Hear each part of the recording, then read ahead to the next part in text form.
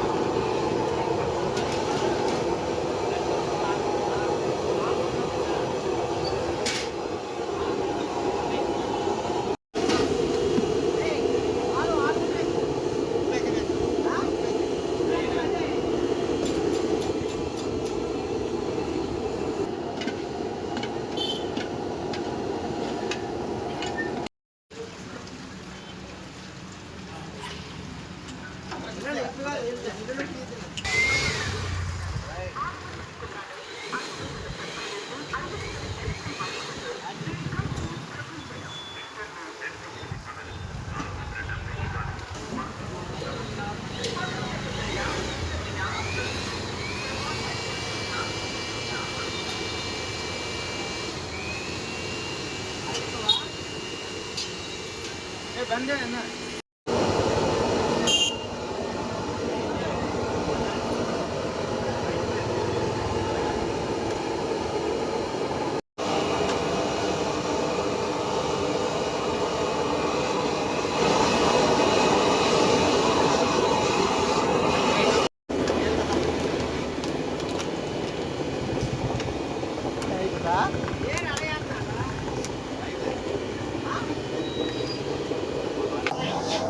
అది నర్సాపురం ఆహాటి బీచ్ అండి.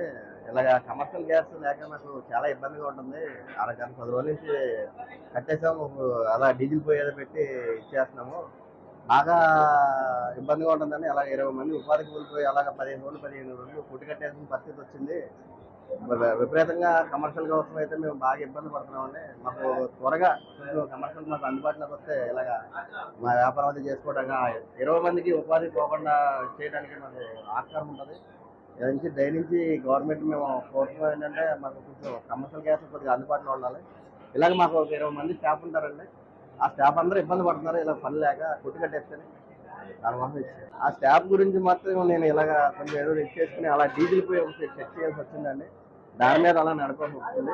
అది కూడా ఇబ్బందిగానే ఉంది మాకు. ఆ డీజిల్ పోయితో వచ్చేది కొంచెం అదే తాత్కాలికంగా నడిపిస్తున్నాం.